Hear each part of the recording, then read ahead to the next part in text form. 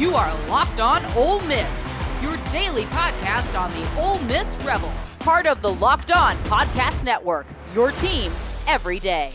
Thanks for making the Locked On Ole Miss podcast your first listen every day. We're free and available wherever you get your podcast, including YouTube. We are part of the Locked On Podcast Network, your team every single day. Hello, I'm Steven Willis. I am joined by Tom Vanderford, like I always am, especially on Friday nights during football season. Tom, I'm pretty excited because we got to see a complete blowout, like the most one-sided game I have ever seen in Ole Miss history, with the exception of maybe that Mississippi State game in 2008. Yeah, it's right. I think we had three blown coverages. Other than that, it was pretty much a perfect game. It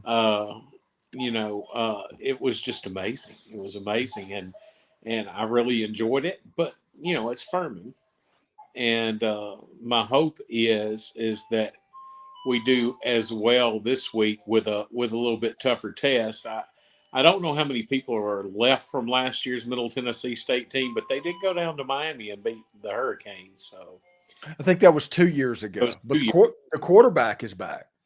Yeah, so it'll be interesting. I do know they have a mobile quarterback, and I'd like to see how that is. The Furman kid, he wasn't super mobile. So we'll get to see how that goes, but really looking forward to it, as all of us should. This is going to be a really good season. Yeah, it definitely feels that way. I think for the first time since like 1981 or something like that, there was a team that won 76-0 with over 750 yards of total offense. Oh, yeah. Yeah. Yeah, and by the way, Ole Miss has gone over 700 yards in offense 7 times. Lane Kiffin has done it 5 of those times. Yep, exactly. We're in the middle of the new great era of Ole Miss football. Yeah, and this year is going to be so much fun. I mean, my numbers have just been bouncing for about basically the last month or so. It's just people are crazy excited about this, and I'm excited about it. And the one thing that I'm really excited about is we're going to take everybody down memory lane right now. Ole Miss played against Vanderbilt in 2014. Ole Miss was pretty good in 2014. Vanderbilt was under first-year head coach Derek Mason.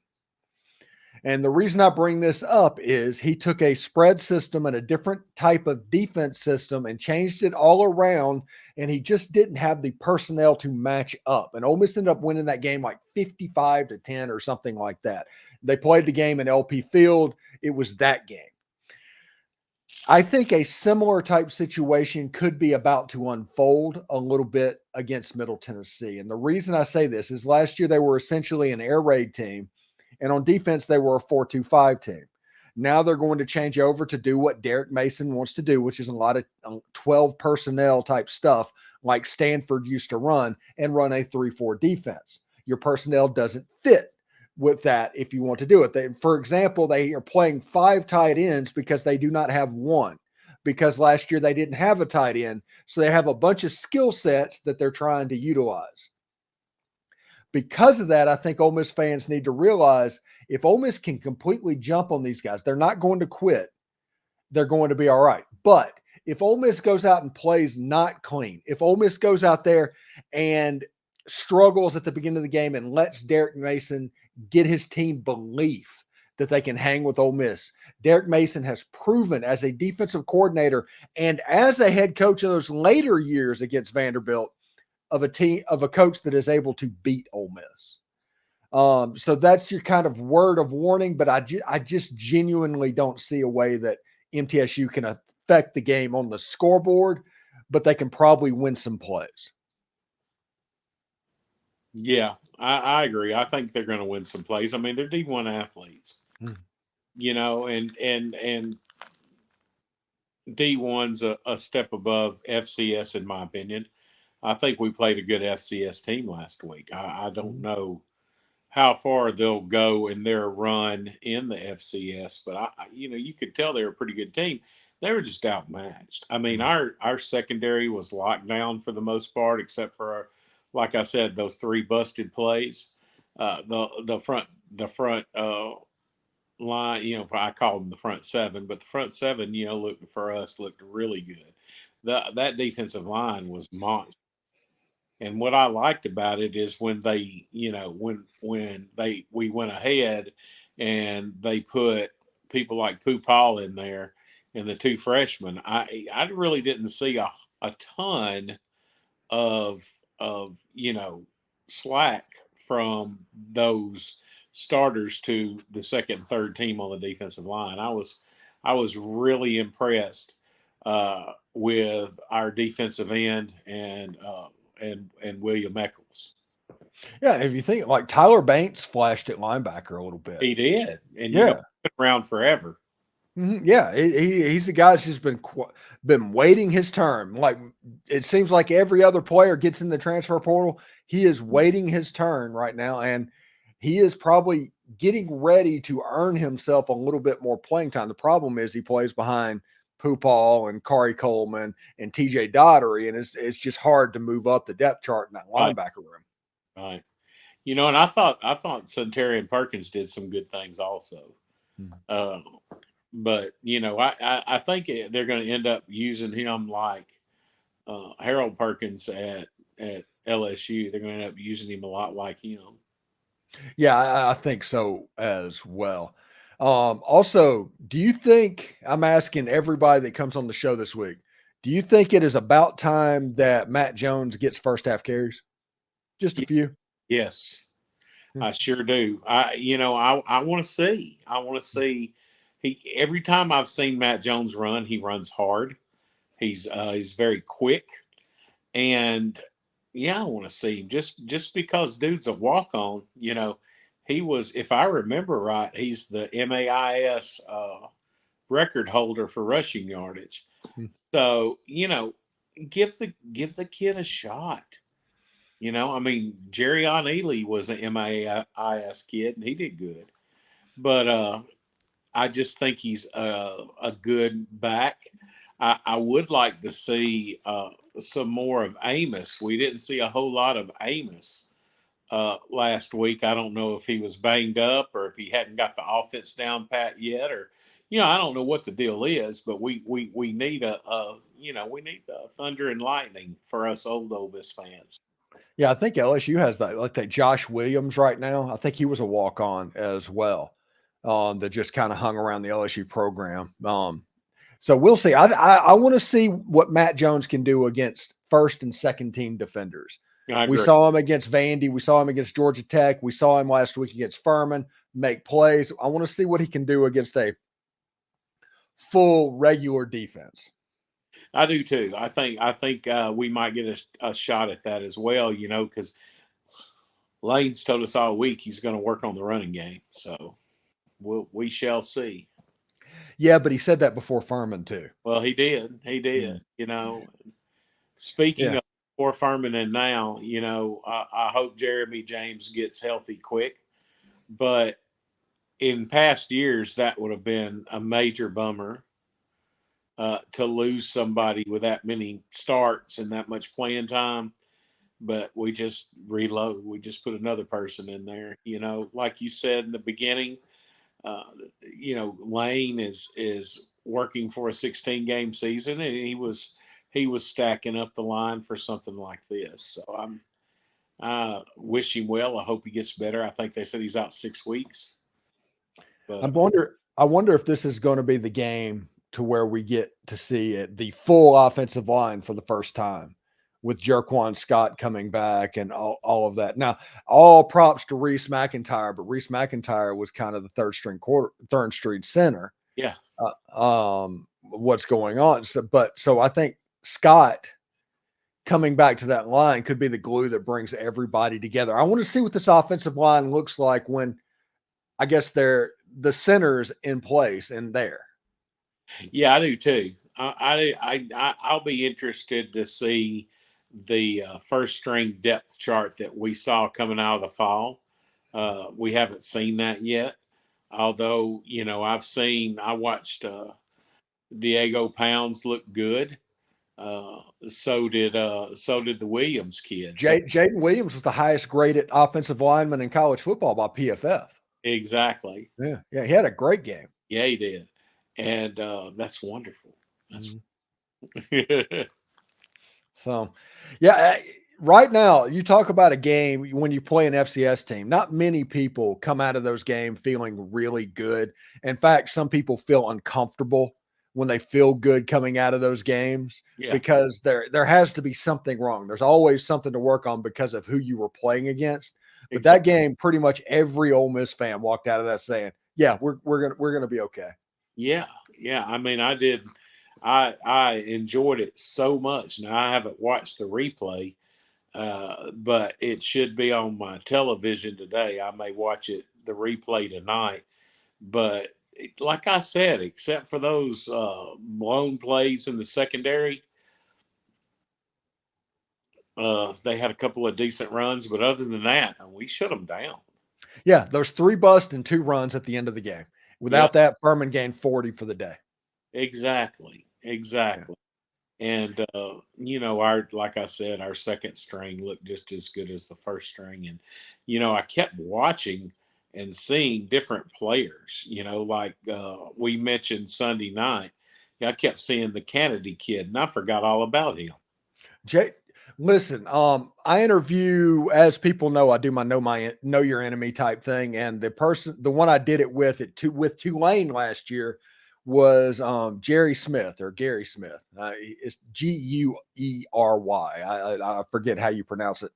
But he mentioned is like, yeah, you got the transfer Jaden Kennedy. He had the horrible knee injury the year before. Uh, and so he wasn't able to play last year, and everybody forgot about him. But Jerry was said, this guy's good.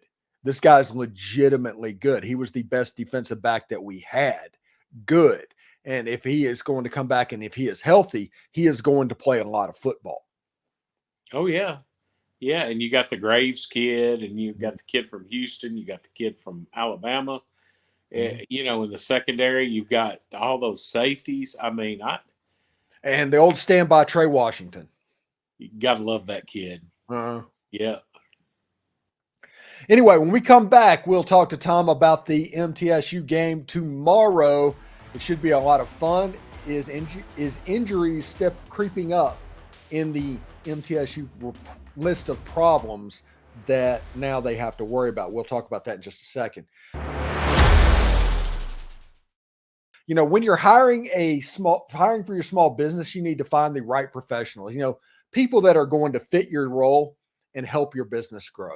That's why you have to check out LinkedIn Jobs. I've personally used LinkedIn to find some top-notch candidates, and the platform really makes it easy to filter through and find quality people quickly. LinkedIn just isn't a job board. It's a network full of professionals you will not find anywhere else. And what's great is those who aren't actively searching might see your role and realize it's exactly what they're looking for. Over 70% of LinkedIn users don't even visit other major job sites. So if you're not on LinkedIn, you're doing it wrong, and you might be missing out on your best candidate. 86% of small businesses get a qualified candidate within 24 hours. That is fast, and honestly, it's what you need to do in today's market. If you want to hire like a professional, use LinkedIn. Post your job for free at linkedin.com/lockedoncollege. That's linkedin.com/lockedoncollege to post your job for free. Terms and conditions apply. Game Time is the place to get your Ole Miss tickets. They have killer last minute deals, all in prices, views from your seats, and their lowest price guarantee. Game Time takes the guesswork out of buying Ole Miss tickets. There's not a bad seat in Vaught-Hemingway Stadium. We all know that. We're Ole Miss fans. We've all been in that stadium. But Game Time doesn't allow you to look and see exactly what the view would be from that seat before you buy the ticket, so you know exactly what you're walking into. They have the lowest price guarantee, event cancellation protection, job loss protection, etc. They take the guesswork out of buying Ole Miss tickets with Game Time. And with this being the most anticipated season in Ole Miss history, I might be able to help you out with tickets as well. Download the Game Time app, create an account, and use code LOCKEDONCollege for $20 off your first purchase. Terms apply. Again, create an account and redeem code LOCKEDONCOLLEGE, all one word, for $20 off. Download Game Time today. Last minute tickets, lowest price guaranteed. And also, this might be the last game of the year where you can get in relatively expensive. If you look at the Game Time site, prices are fairly low, but Georgia Southern is close to selling out, and all of the SEC games have been sold out. So though you know that those are going to be kind of pricey. So if you want the most bang for your buck, it might be in the game tomorrow where you can get tickets for not a whole lot of money on the secondary market right now. You know, college football is back, and it's not too late to catch up before the season starts. Well, no, it is too late to do that. But before the weekend kicks off, SEC, ACC, Big Ten, and Big 12 squads, they're here to help. You can get it all from Locked On stable of college football experts by subscribing to Locked On College Football podcast right now. Who has a chance to make the playoffs? Who will cause chaos in their new conference? Everything you need to know all in one place. Be sure to follow and subscribe to the Locked On College Football podcast, part of the Locked On Podcast Network, your team every single day. So, Tom, turning the page over to MTSU. I talked to Sam Doughton from GoBlueRaiders.com, the MTSU guy. He actually works for the school internally. They do their own coverage from time to time.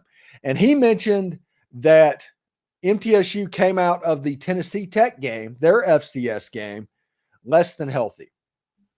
They're potentially going to be down 2 offensive linemen and 1 to 2 defensive backs as well. That is not a good formula for going against this Ole Miss team. Not at all. Not at all, because, you know, that's a problem that Middle Tennessee State's having right now. That's a problem we used to have years ago.